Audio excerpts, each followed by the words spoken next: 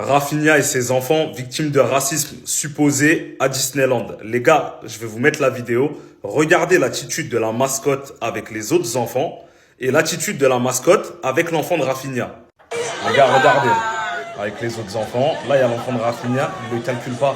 Il y a un autre enfant qui vient, il prend les autres enfants et là, il se lève. Il ne peut pas dire qu'il ne l'a pas vu. Et regardez, là, c'est encore plus flagrant pour moi. Là, il calcule les autres enfants, il passe devant cet enfant-là. Non, il veut rien savoir.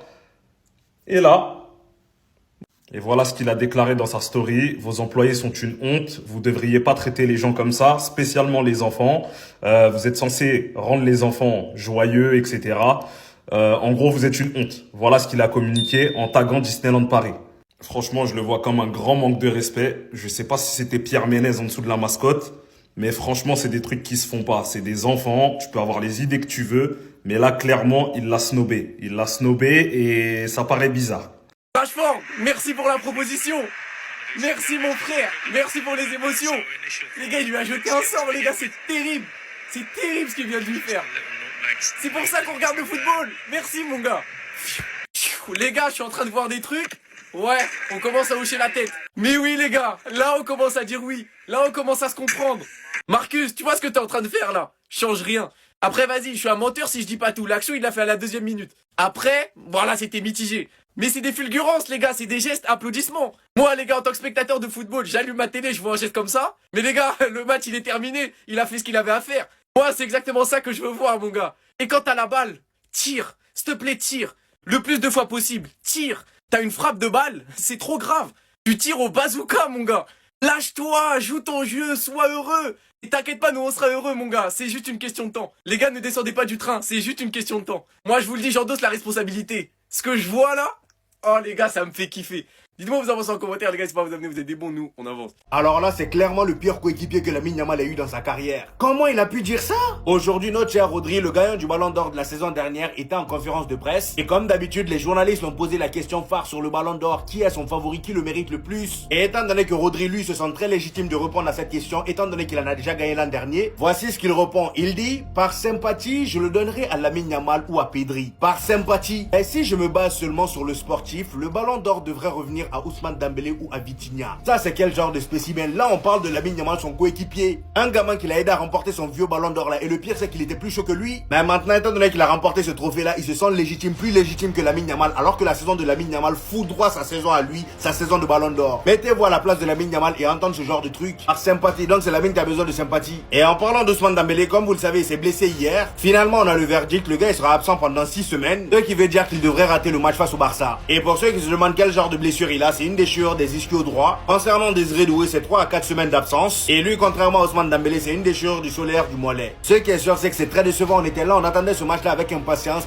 Malheureusement, le Paris Saint-Germain sera pas à 100%. Parce que déjà, niveau pressing, ça, Ousmane Dembélé, c'est plus pareil.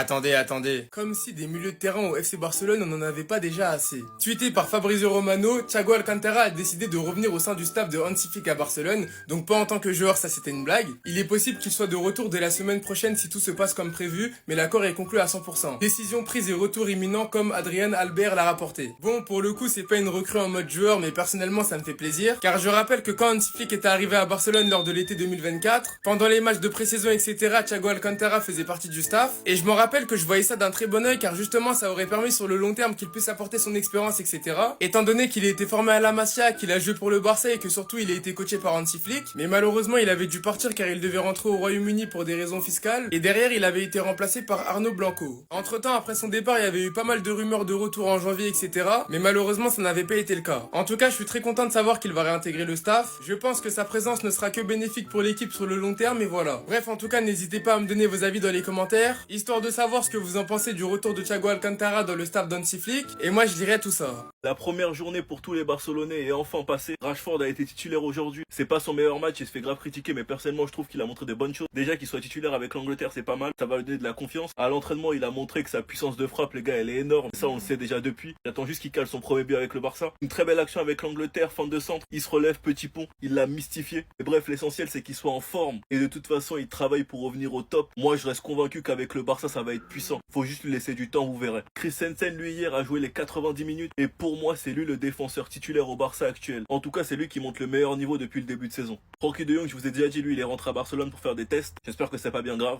Gavi, sa blessure au genou est plus grave que prévu. Et Baldé, lui, devrait faire son retour face au Paris Saint-Germain. Rooney Bardi, lui, a joué hier avec les U21 et a mis un but. Quant à Koundé, je trouve qu'il a pris énormément de masse. Et j'espère que ça va pas trop l'handicaper. Rafiko Kodjojo, numéro 10, qui nous a d'ailleurs régalé. Lewandowski qui lui a l'air en jambes. Et pour finir, les Espagnols, Pedri, Yamal, Olmo. Yamal qui avait des problèmes de dos, mais qui est actuellement à l'entraînement et devrait jouer demain face à la Turquie. En tout cas, on espère rien de plus, car on aura besoin de tout le monde. Enfin bref, sinon vous les gars, vous en pensez quoi? Ramenez-vous sur Snap, on s'ennuie.